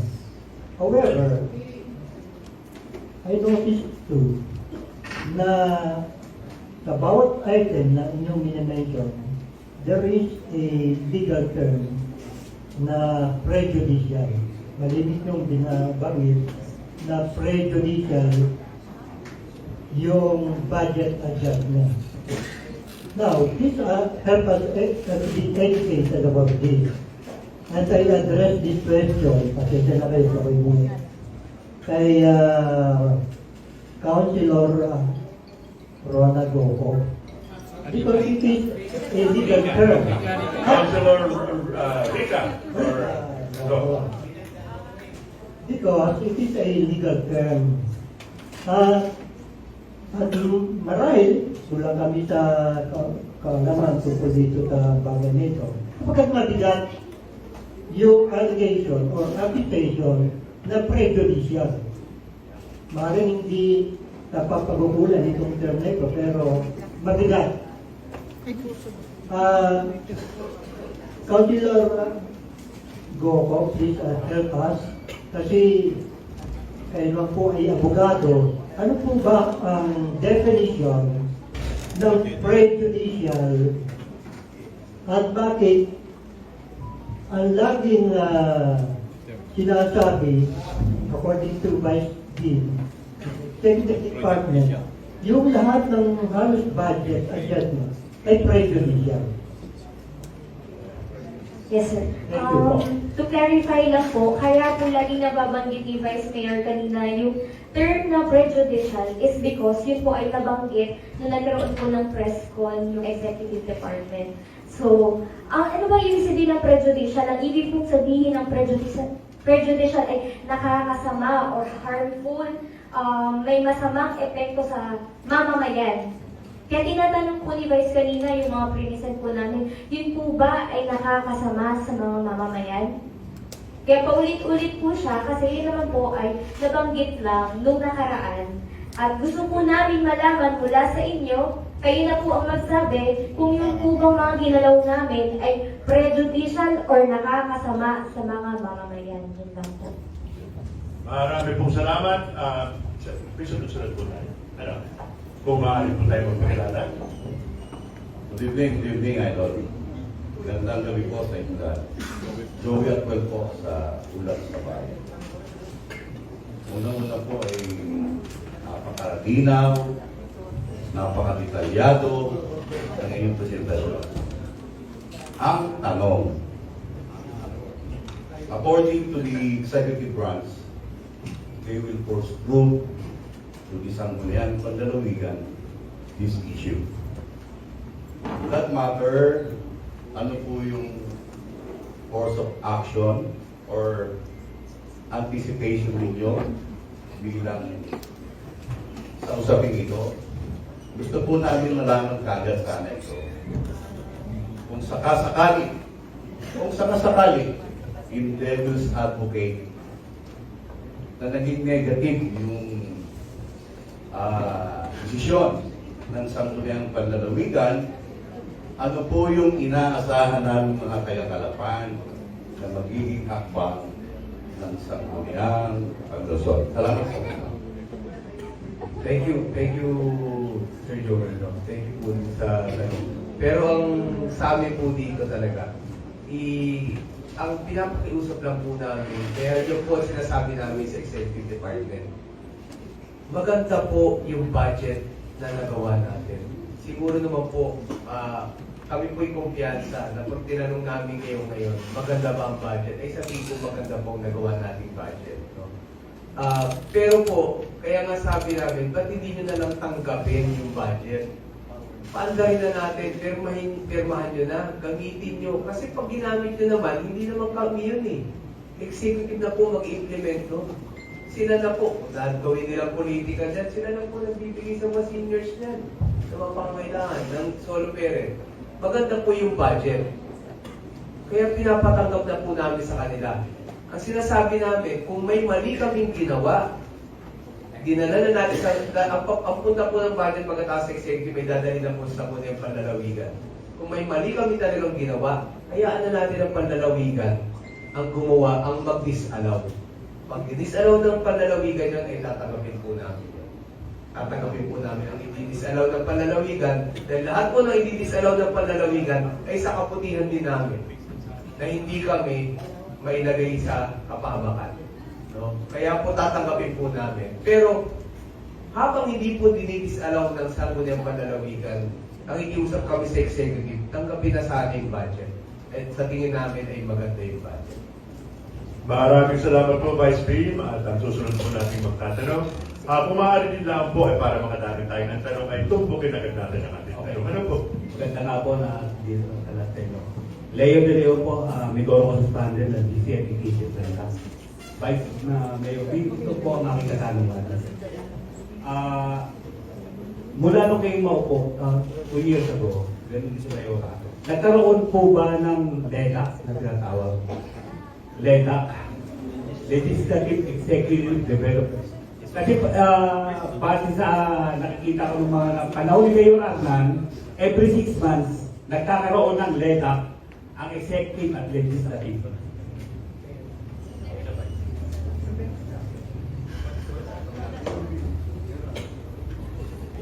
Unang-una dun sa tanong kanina ni Sir Joey Acuel.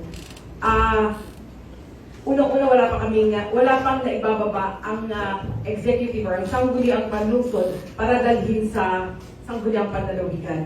Ako po ay miyembro ng 11 sangguniang panlalawigan at ang hinihintay lang naman namin ay yung budget na maipasa sa pamamagitan ng yung binitaw ni Mayora ay aming in-override na.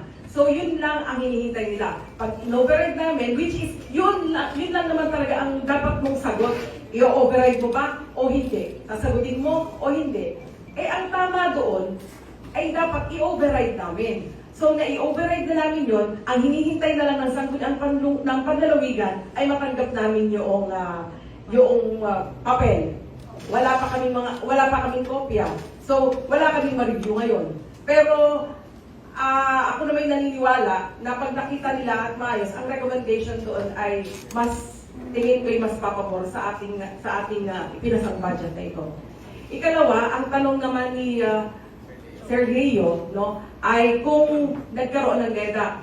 Sa akin pong pagkakaalam, sa pagpupo ni Mayora, 1 beses pa lang po kami nagkakaroon ng LEDA. At ang alam ko, yan dapat taon-taon ay magkaroon. Para at least, yung budget na kailangang ilagay dyan, ay makikita namin sa AIP. Ay kaso, 1 beses pa lamang po kami nagkakaroon ng LEDA. Isang beses lang nung Hindi naman kahiwalay. Walang pagkakahiwalay. Oo, yung kanina yung kailin, parang gusto ko rin tanungin, yung kailin Cabral, na ano ang dahilan. So hindi na ho namin alam kung bakit kailangan bawasan. Hindi ko namang sinasabing baka kami ginigipit. Kasi mahirap yun no? Bakit kung babawasan? Kung alam mo namang nararapat lang sa amin. So yung panggigipit, ibang usapan yon. Dahil yung dapat na tinatanggal niya sa amin ay pantulong din namin sa tao. No? Pero hindi na namin magagawa yon. Pagkos kami po ang talagang sariling. Kaya kung sa mga lumalapit sa amin, kung mabigyan man kayo ng kaunti, yun ho kasi pinaparte-parte namin. Dahil ang totoo, wala naman kami pagkukunan, kundi yung sarili namin. Kung hindi kami bibigyan ng pondo, hindi naman pwede kami hindi magbibigay sa lalapit sa amin Di ba? Naandyan ka. Sinabi niyo noon, natutulong kayo. So, kahit anong paraan, talagang tutulong kami. Kahit konti lang yan, basta mapagbigyan lang ang lahat. So, yun po yung ang aking humble opinion. Maraming salamat po, Pagkakal Ariel, at ang susunod po natin magtatanong. King Marasigan po sa Dos Portos. Kaya na yung tanong, yun yung kay Capilo, kay Tagliente ng Siyota. Hindi nila mo napagkakas. Capilo, nagkiwalay ko. So, obviously dito, meron talagang rift. Whether you attend it or not, meron na di-discuss po namin sa aming programa. Na obvious no sa taong bayan yan. Yung sinasabi ng taong bayan, susunod, hindi na ho yung nangyayari. Yun ho yung kasi nalala ko yung sabi ng mamay ko na sa pag-iitan na nagsusuwagan toro, ang kawawa ay pisero. Ang pisero ho dito ay yung taong bayan. Kasi hanggang tumatagal ho yan, andyan lang ho yan. Di po ba? Ang tanong ko po ganito, hanggang saan po? Aabot po yan. Kasi, first time mo yan sa Alapan City, as far as I remember, as far as I know. This is the first time na nangyari ito in the history of Alapan City na yung budget ay mabot ng April na ho ngayon. Ano ho? April na ho ngayon, pero wala pa ho tayong malinaw na patutunguhan. Ano ho? May destinasyon, pero wala hong, mahirap hong gumalaw kasi ang totoong story dito is alam naman natin yan, there's a separation between the executive and the legislative. Once it collides, stalemate ho yan. Ano ho? Stalemate ho yan. So, hanggang saan po yan naabot at wala po bang balak na magkaroon ulit ng attempt na makipagpulong either galing dito. Hindi ko po pwedeng matanong kung galing doon kasi I was not even invited dito sa kanilang press con. Ano. So, hindi rin ako nakapagtanong doon. While dito po, obviously may dalawa namang kasama. Kasama po kayo Vice Pim, kasama po si Antonio Rica, si Jose Rica. Nagsabi po kayong taong bayan ng masusunod. Ano. Ngayon, ito obviously, ilong iba, hindi ko makakaporma ko yung mga yan kasi nasa other side of the fence ko yan dati. Wala po ba kayong backdoor na pwede, for old time's sake, pwede bang mag-usap? Yun ang una kong tanong. At pangalawa ho ay, yun nga po, kung ibibito nyo ho ito, nabito na, di ba? Nasa kanila na. So, override na. Kung i-override, sorry, nabito na nga pala. Kung i-override, na-override na rin. So, nasa na. Kung ano ko ini-expect nyo, nasa kanila na ulit. So, napapunta na sa kinabukal naman. Sino po kaya ang makasasagot sa iyo na Sige po. Magandang araw, Sir King. Doon sa tanong ninyo, nasa na kami? At ano ba ang mangyayari kung may ginagawa bang aksyon para mag-usap ang dalawang branch of government? Unang-una po, nasan kami? Kami po ay mananatiling professional sa aming pong trabaho bilang isang konsehal na gumagawa ng mga batas at function po namin yung ginawa lang namin. Ang pag-revisa ng budget na itinasa ng executive, ito po ay aming alituntunin sa atin pong mga mamamayan na dapat po namin gampanan at dapat po namin gawin. Mananatili po ang sangguniang panlungsod na tatayo para sa ating mamamayan at para sa kapakanan ng ating pong mga mamamayan. Kung open po kami sa pakikipag-usap, lagi pong bukas ang pintuan at bintana ng aming pong sanggunian para tanggapin ang magandang pagpupulong para sa kapakinabangan ng ating pong mga mamamayan sa lungsod ng Calapan. Hindi po ito magsasara, hindi po ito kahit kailan titigil. Kami po ay naniniwala na nasa maayos na pag-uusap para po mas maging maayos ang ating pong pamahalaan. So, yun po. Maraming salamat po, Consel Camaylo. At yun po ay pangangaluhan at dadagdagan ni Consel Reyes. Idadagdag ko lang po, nagtatanong po kayo, paano yung matika yung budget pupunta po sa padalawigan. Before, kahit hindi po agad ma-approve ang budget, meron po tayong ginagamit. Kaya po napapasweldo ang mga tao kasi ang basehan natin ngayon, ang operation natin, ay yung budget ng isang taon. So nagtataka kayo, teka, hindi pa na-approve ang budget, ba't pari ka ang mangyayari sa city? Meron po tayong nagagamit based on the 2023 budget. So ibig sabihin lang, once the budget is approved for 2024, ito na ngayon ang ating susundin. Susunod, pagdating naman po sa good relations ng executive at saka ng legislative, ang ating pong Vice Mayor ay laging napagsasabihan ng mga taga-sangguniang pangusod. Vice Mayor, bakit ba ang bait-bait mo? Laging ang gusto mo compromise, laging ang gusto mo mag-usap. Yun po ang sinasabi ng mga taga-Sangguniang na sinusunod namin ang mandato ng Vice Mayor na please, hanggat kaya natin, pag-usapan natin. Ayaw namin ng hidwaan. Welcome na welcome ang LEDAC, Sir Leo. Welcome na welcome ang kahit ano bang imbitasyon ng executive upang mag-usap ang dalawang panig.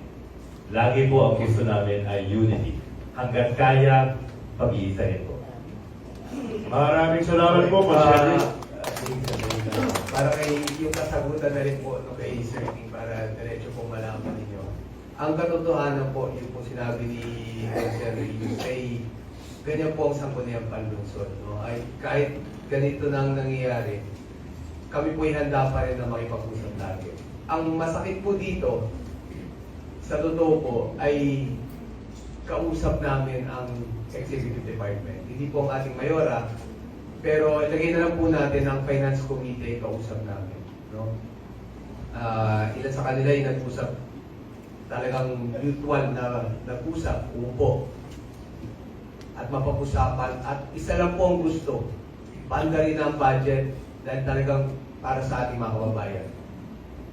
Ang isa po ay talagang lumapit sa atin at sinabi na, Vice, magtulungan na tayo para maayos ang budget at umanda.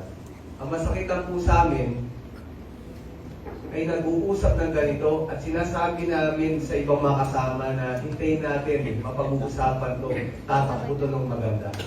At nagulat na lang kami na nag-press call, nandun sila sa harapan at sila po ang nagsasabi na may mga nilabag kami, mali ang ginawa namin. Masakit po sa amin yun. Dahil kami po ay nakikipag-usap ng mabuti. Kahit ganito na po nangyayari, kahit bugbog, bawasan ng budget ng sanggunian, kunin na po ang mga sasakyan yan, inukuha na po ang mga sasakyan namin, lahat na po. Okay lang, pag-usap, basta sa budget, ay kailangan namin umupo. Dahil pag hindi namin kinausap at hindi namin inupuan, at nilabanan namin yung gusto nila, ay talaga pong walang pupunta ng budget natin. Pero kami po dito handa. Ang masakit lang po ay parang sabihin ko na po, ako personal, hindi ko po alam sa mga kasama ko, ako personal po ay na-traidor po ako. Nakikipag-usap po ang inyong lingkod, nakita ko na lang po, nasa harap na sila at nagsasalita. Yung po ba ay maganda. No? At alam nila kung sino sila. Alam nila kung sino sila. Thank you, Vice. Maraming salamat po. At ang susunod na magtatanong yung gusto ko lang sabihin na tinuha na daw po lahat, eh pero kayo pati internet ay nakuha na rin. Sige po kayo. Magandang gabi po sa inyo lahat. Ako po si Gina Makuha ng ARF. Ako po ay isa doon sa nakadalo, doon sa press conference, since yun po ay update sa office namin. At nasabi ko doon ni Attorney Asitilio na yung Appropriation Ordinance number 36 o yung 2024 annual budget ay may mga paglabag daw po sa batas at regulasyon, lalo na po dun sa local budgeting. Pero nakita ko po dito kanina ay yung 27 million na pinag-uusapan doon at yung 24 million ay maayos pong nailahad ni Vice na 51 million. Paano po kaya yung hakbang niyo pa para po maayos talaga ito? Kasi kung ganito po yung senaryo, hindi po kaya mas maganda na magkaroon tayo ng isang pagpupulong o press conference with the executive and legislative. Possible po. Thank you. Ma'am, yung question po ay yung paglabag namin, yung question po. Ganun pa rin po, no? Sa amin po ay sa tingin namin, ginawa lang po namin ang trabaho namin. Pero nasa ano po namin, ang power po, nasa responsibility po namin na gawin po ang dapat gawin sa budget. At tandaan po natin, kahit mismo kayo didirektahin ko, sasabihin ko po, kayo po ba, okay lang ba sa inyo na pag sabihin po ng ating executive department na ibigay sa amin, approvehan na kagad namin, gusto niyo po bang ganon? Tingin ko hindi.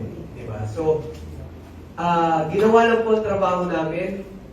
sinabmit na po namin, binito po nila, in-override na po namin. Yun na po ang trabaho namin. Pero ulit, handa po kami na i-disallow ng panlalawigan ang mga dapat i-disallow. No? Ang panlalawigan po, sisiguraduhin ko po sa inyo, hindi po nila i-disallow ang buong budget. Yung mga hindi lang dapat, yun ang i-disallow. At handa po kami doon, basta importante, umandar na po ang budget para may gasto sila po kayo. Pero para sa amin po, wala kaming illegal na ginawa, wala po kaming nilabag na batas dahil trabaho po ng Sangguniang Panlunsod. Maraming salamat po at ang susunod na magtatanong po, sir, ang podium natin. Sandali lang po at may magtatanong. At gusto ko naman pong sabihin na napagkat medyo malalim na rin ang gabi at marami tayong mga kasamang may mga curfew, mga senior, ay ito po ang ating huling limang tanong. At saka po, ang inyong Vice Mayor at ang buong Sanggunian ay nahihiya po talaga sa inyo. Wala po yung mai-serve sa inyo dahil talaga wala po kami budget. Talagang po wala na po kami budget yan po katotohanan. Sige, ma'am. Jake Gray po from Internet News 9. Ano po, dalawa po yung katanungan po. Kasi sa nakaraang version po, ng inyong na hindi ko po doon, ang unang tanong ko po ay nabanggit doon na it was June 19, 2023 na nagkaroon ng first call for submission of budget. At ang hassle na sinabi doon na hindi po nagsubmite ang Sangguniang ang Panlunsod po ng kanilang budget until October po, kung kaya yun ang dahilan kung bakit sila na mismo ang executive ang nagkalkula kung magkano ang kailangan po ng Sangguniang ng Panlunsod na budget. At naalala ko po nung i-present yun ay blanco doon sa proposed na budget po. And then tinanong ko personal, yung tanong ko doon ay magkano po ba ang budget? At doon ko po tinanong ko ulit kung ano yung nakaraan ng mga budget ng Sangguniang Panlunsod. Totoo po ba na hindi kayo nagsumite ng inyong budget sa executive until the last call ng October po, 2023, na naging dahilan daw po ng paglalagay nila sila mismo ng budget doon sa appropriations proposal ng executive. Pangalawang tanong ko po ay, nabanggit doon at nabanggit din po ni Vice kanina na yung mga tinanggal ay maaari naman isupplemental.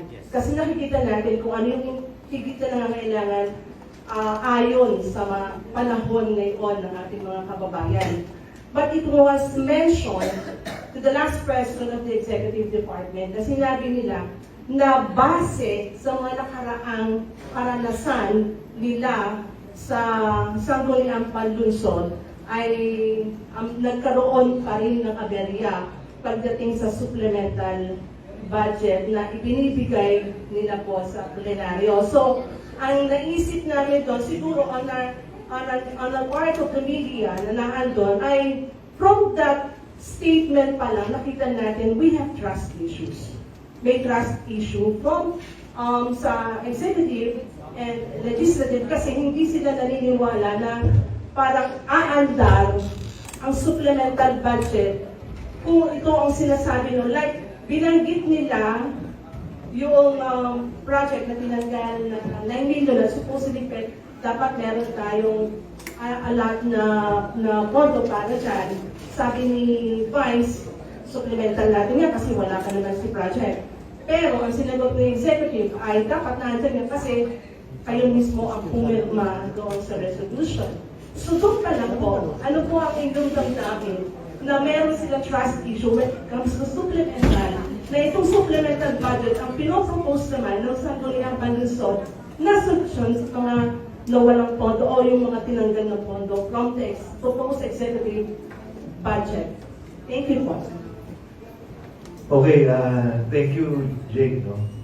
Sa first question mo regarding the first call, traditionally, kasi kami nga nag-review yan. Nag-uusap na kami ng ito ang budget namin. Kami ang bibigay nila ang budget ceiling. no? Budget ceiling. Ang binigay, unang-una, binigyan agad kami ng budget ceiling na hanggang 70 lang ngayon. Yung aming finance committee, nagpunta ron, dala-dala, yung 107, yung una, 107, ibinibigay namin. Ayaw nilang tanggapin.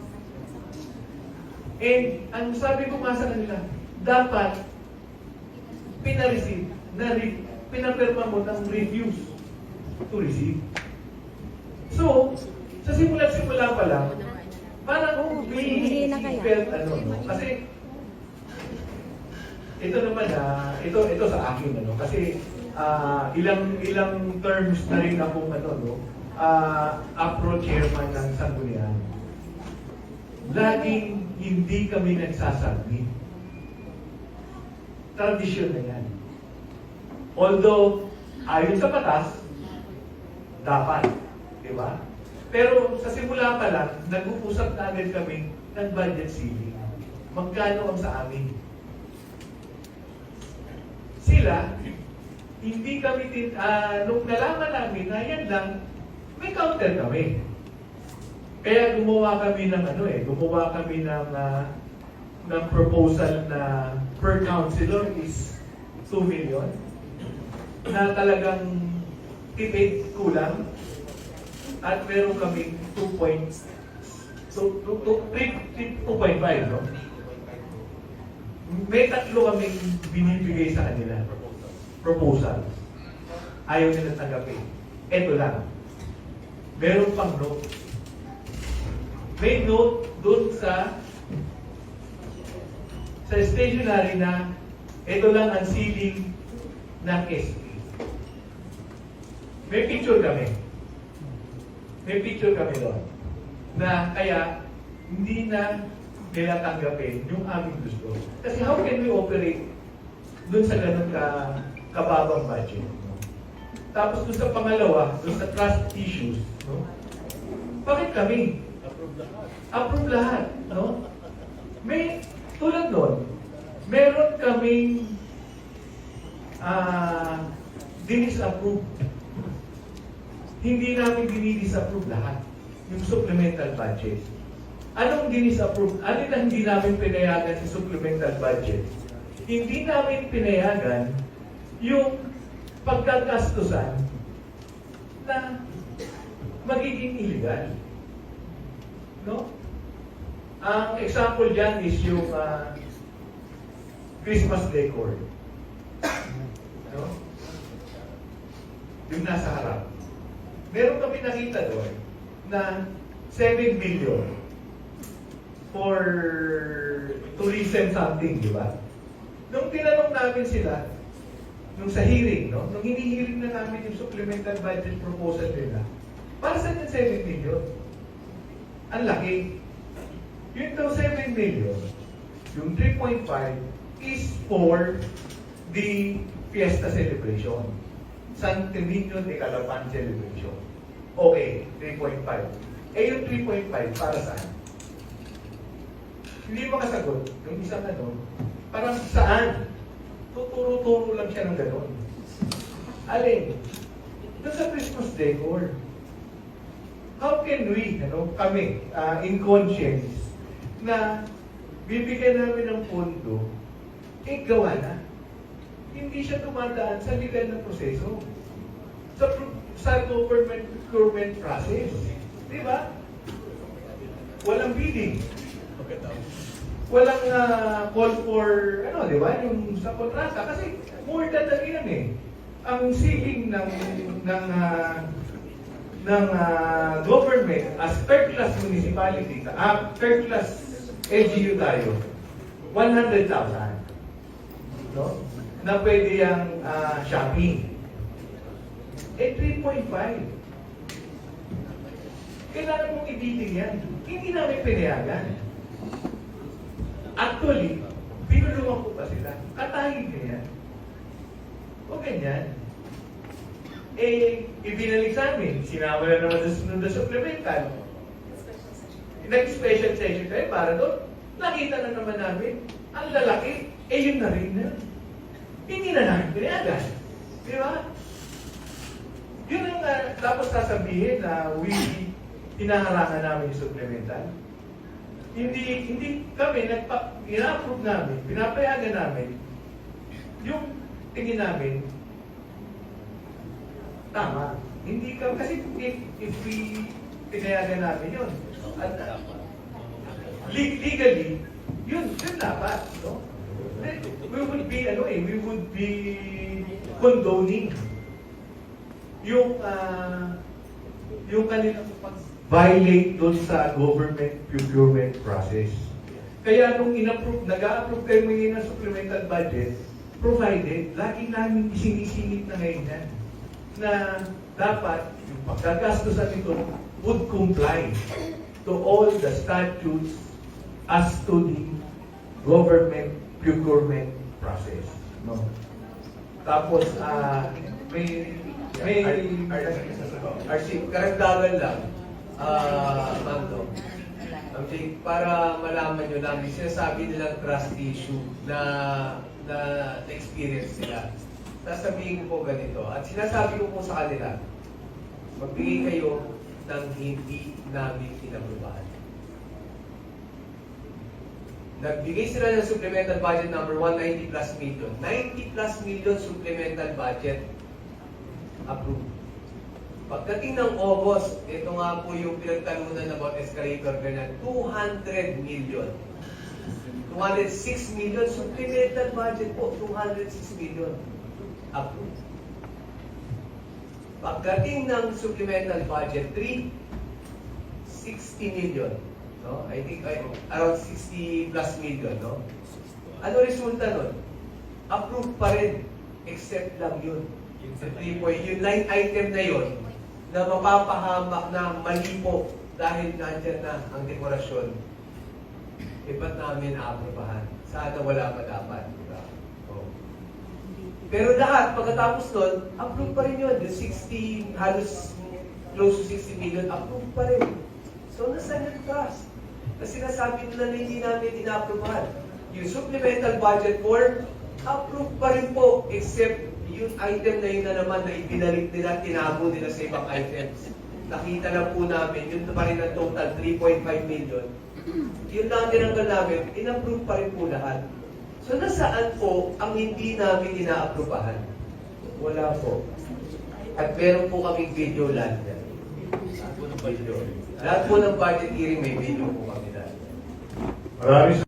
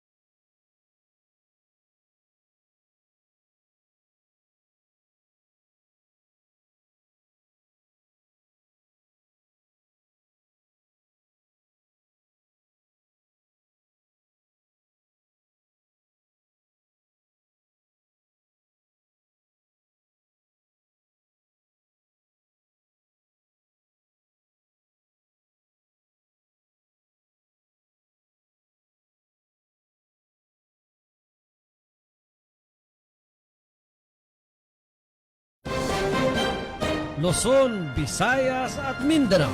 MI before na papanahon sa makabagong teknolohiya sa larangan ng online radio saan mang bahagi ng mundo pinapanood, pinakikinggan.